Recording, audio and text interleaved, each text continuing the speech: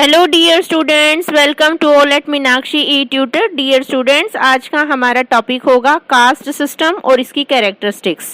प्यारे बच्चों, अपने टॉपिक की शुरुआत करने से पहले आपको बता दें कि जब भी हम किसी भी व्यवस्था की, सिस्टम की या स्ट्रक्चर की बात करते हैं तो उन सबके पीछे एक ना एक कारण होता है और उनका संबंध होता है समाज से।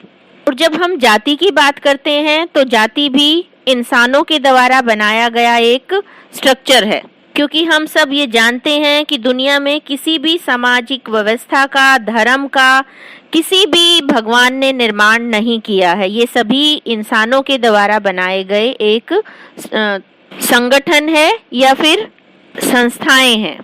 आज अगर हम किसी भी मुद्दे की ऐतिहासिकता पर सवाल करने लग जाते हैं तो ऑटोमेटिकली उस पर क्वेश्चन मार्क आ जाते हैं, क्योंकि इतिहास उन तथ्यों से जुड़ा होता है जो अनुभव पर आधारित हैं। तो जब भी हम तथ्य के बारे में रिसर्च करते हैं तो वो तथ्य अनुभव के आधार पर बदलते रहते हैं। आज हम जब जाति व्यवस्था की बात कर रहे हैं और इसके उद्भव की बात कर रहे हैं या इसके इतिहास की बात कर रहे हैं तो सबसे पहला सवाल खड़ा हो जाता है कि ये शब्द आया कहाँ से। इतिहास की परतों को खोलें तो जाति व्यवस्था को आर्यों ने बनाया है। आर्यों के द्वारा लिखा गया सबसे पहला वेद था ऋग्वेद, जिसके पुरुष सूक्त में वर्ण व्यवस्था का जिक्र आता है। अगर हम बात करें बहुत ही पवित्र किताब मनुस्मृति की, किताब के अनुसार हिंदुओं की 4 जातियां थी, जिसमें से ब्राह्मण, क्षत्रिय, वैश्य और शूद्र प्रमुख जातियां थी। अगर हम जाति व्यवस्था का इतिहास समझें तो पहले जातियां जो हैं कर्म के आधार पर थी, अर्थात जो जिस तरह का काम करता था उसी के आधार पर उसकी जाति निर्धारित होती थी।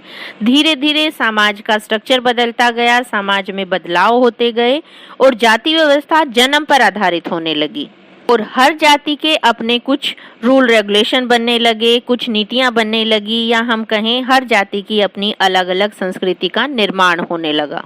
प्यारे बच्चों, जब हम जाति व्यवस्था की कुछ प्रमुख विशेषताओं की बात करते हैं तो कुछ प्रमुख विशेषताएं, जिसमें से फर्स्ट है जो आप इमेज में देख पा रहे हैं, सेगमेंटल डिवीजन ऑफ सोसाइटी। अगर हम अपने समाज की ऑब्जर्वेशन करें तो हमारा समाज जो है छोटे छोटे ग्रुप में बटा हुआ है, जिसको हम समुदाय के नाम से जानते हैं, जहां हमारी कॉमन डिजायर होती हैं, कॉमन ट्रेडिशनल वैल्यू होते हैं, यहाँ की संस्कृति से हम वेल परिचित होते हैं और उसी संस्कृति का हम हिस्सा बन जाते हैं। और यहाँ पे जाति व्यवस्था हमारे माता पिता की जाति से संबंधित होती है। कास्ट सिस्टम की दूसरी कैरेक्टरिस्टिक्स क्या है? हायरार्की, अर्थात हमारे समाज में जाति व्यवस्था में लोगों को उनके रैंक के अकॉर्डिंग संगठित किया जाता है। जैसे अगर हम सामाजिक व्यवस्था का उदाहरण लें तो ब्राह्मण जो है वो सबसे टॉप लेवल पे होते हैं और शूद्रों को सबसे बॉटम लेवल पे रखा जाता है अगर हम हायरार्की सिस्टम को अडॉप्ट करें तो। प्यारे बच्चों, आज समय थोड़ा सा बदल गया है। आज शिक्षा की वजह से और लॉ की वजह से हम सब एक समान हैं, लेकिन फिर भी कहीं कहीं यही सामाजिक व्यवस्था आज भी भारत में देखने को मिलती है। जाति व्यवस्था का तीसरा कैरेक्टरिस्टिक्स है एंडोगमी। इस सिस्टम के अकॉर्डिंग रीति रिवाज के अनुसार ही एक कम्युनिटी के अंदर विवाह करने की इजाजत होती है, अर्थात पर्टिकुलर जाति का व्यक्ति अपनी ही जाति में विवाह कर सकता है। And next characteristics is hereditary status. जैसा कि आप यहाँ इमेज में देख पा रहे हैं कि कास्ट सिस्टम जो है वो बाय बर्थ डिसाइड होता है।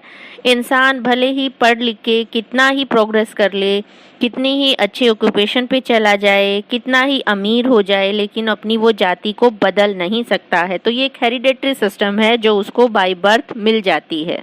Next characteristics is hereditary occupations. अगर हम अपने भारतीय समाज की जाति व्यवस्था को ऑब्जर्व करें तो हम देखते हैं कि बहुत सारी जातियों के नाम तो उनके ऑक्यूपेशन से ही जाने जाते हैं, जैसे माली, धोबी, मोची, बार्बर। इस तरीके से ऑक्यूपेशन के अकॉर्डिंग ही जातियां भारतीय समाज में निश्चित कर दी जाती। नेक्स्ट हमारी जाति व्यवस्था की एक कैरेक्टरिस्टिक्स है restriction on food and drinks. Bharatiya Samaj में खास तौर पर ग्रामीण इलाकों में अगर आज हम जाति व्यवस्था को ऑब्जर्व करते हैं तो वहाँ पे उच्च जातियाँ जो हैं वो अपनी ही जाति के भोजन को ग्रहण करती हैं। निम्न जाति के लोगों के द्वारा जो भोजन बनाया जाता है उस पे रिस्ट्रिक्शन होती है, उसे नहीं खाया जाता। हालांकि जब हम एजुकेशन और लॉ की बात करते हैं तो काफ़ी हद तक चीज़ें बदल गई हैं, लेकिन आज भी ग्रामीण इलाकों में इस तरह का सिस्टम फॉलो किया जाता है जहां एजुकेशन नहीं है। प्यारे बच्चों, नेक्स्ट हमारा जो कैरेक्टरिस्टिक्स है वो है कल्चरल डिफरेंसेस। जैसा कि हम बहुत बार एग्जाम्पल दे चुके हैं कि हमारे यहाँ की जो जाति व्यवस्था है उन सभी जातियों का अलग अलग संस्कृति, अलग अलग मान्यताएं, अलग अलग रीति रिवाज के तौर तरीके हैं, इन्हें वो स्ट्रिक्टली फॉलो करते हैं। और नेक्स्ट कैरेक्टरिस्टिक्स है सोशल सेग्रीगेशन।